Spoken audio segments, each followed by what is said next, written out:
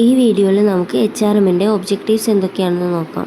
HRMൻ്റെ objective എന്ന് പറയുന്നത് ഒരു ഓർഗനൈസേഷനിലേക്ക് ആവശ്യമായിട്ടുള്ള മാക്സിമം ഇൻഡിവിജ്വൽസിനെ നേടലും അവരെ ഡെവലപ്പ് ചെയ്തെടുക്കലും എംപ്ലോയർക്കും എംപ്ലോയിക്കും അതുപോലെ തന്നെ എംപ്ലോയീസിനും ഇടയിലുള്ള നല്ല റിലേഷൻഷിപ്പ് നിലനിർത്തലും ഒക്കെയാണ്.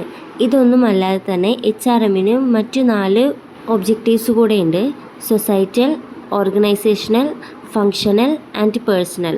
ഇനി നമുക്ക് ഇത് ഓരോന്നും എന്താണെന്ന് നോക്കാം. ഒന്നാമത്തെ ഒബ്ജക്റ്റീവാണ് സൊസൈറ്റൽ ഒബ്ജക്റ്റീവ്. എംപ്ലോയീസിൻ്റെ social, psychological, ethical and economic നീഡ്സിനെ മീറ്റ് ചെയ്യാനുള്ള പ്രോഗ്രാംസിനെയാണ് സൊസൈറ്റൽ ഒബ്ജക്റ്റീവ്സ് എന്ന് പറയുന്നത്. Compensation and benefits, equal opportunity programmes, community relations programmes തുടങ്ങിയ സംഭവങ്ങളെല്ലാം ഇതിന് എക്സാമ്പിളാണ്. അടുത്തതാണ് ഓർഗനൈസേഷണൽ ഒബ്ജക്റ്റീവ്സ്. ഒരു HRMൻ്റെ പ്രൈമറി ഒബ്ജക്റ്റീവാണ് ഓർഗനൈസേഷൻ്റെ മിഷനും വിഷനും അച്ചീവ് ചെയ്യാൻ വേണ്ടി ഹെൽപ്പ് ചെയ്യുക എന്നുള്ളത്. ഓർഗനൈസേഷൻ്റെ ഈ മിഷനും വിഷനും അച്ചീവ് ചെയ്യാൻ വേണ്ടി HRM ഗോൾസും റിസോഴ്സ് സ്ട്രാറ്റജീസും എസ്റ്റാബ്ലിഷ് ചെയ്യുന്നു. നെക്സ്റ്റ് ഒബ്ജക്റ്റീവാണ് functional objectives.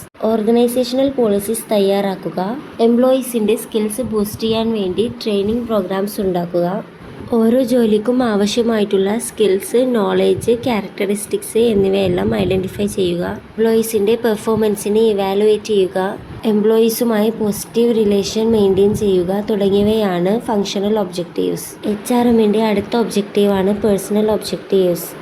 Personal goal achieve ചെയ്യാൻ വേണ്ടി എംപ്ലോയീസിനെ അസിസ്റ്റ് ചെയ്യുന്നതാണ് പേഴ്സണൽ ഒബ്ജക്റ്റീവ്സ്. HRMൻ്റെ ഈ ഒബ്ജക്റ്റീവ്സ് എല്ലാം അച്ചീവ് ചെയ്യാൻ വേണ്ടി ഒരു HR മാനേജ്മെൻറ്റ് എന്തെല്ലാം ചെയ്യണമെന്ന് നോക്കാം.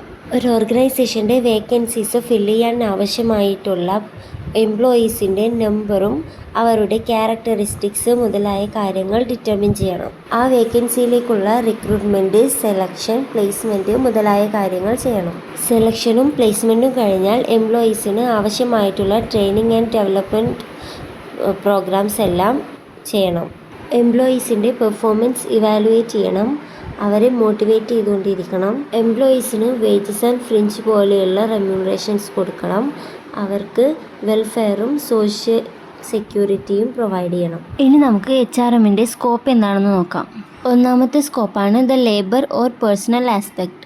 ഓർഗനൈസേഷനിലേക്ക് ആവശ്യമായിട്ടുള്ള പ്ലാനിങ്, മാൻ പവറിൻ്റെ പ്ലാനിങ്ങും റിക്രൂട്ട്മെൻറ്റും സെലക്ഷനും placement, transfer, promotion, demotion, termination, training and development തുടങ്ങിയ വേജ് ആൻഡ് സാലറി അഡ്മിനിസ്ട്രേഷൻ, ഇത്തരം കാര്യങ്ങളുമായി ബന്ധപ്പെട്ടതാണ് ഒന്നാമത്തെ scope.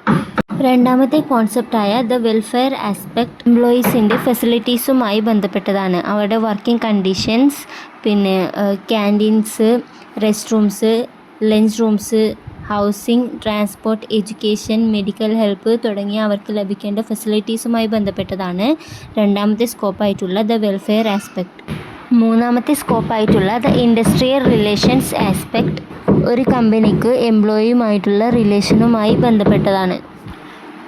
Union management relations, joint consultation, negotiation, collective bargaining, grievance handling, disciplinary actions, settlement of industrial disputes തുടങ്ങിയ കാര്യങ്ങൾ ഇതിൽ ഉൾപ്പെടുന്നു.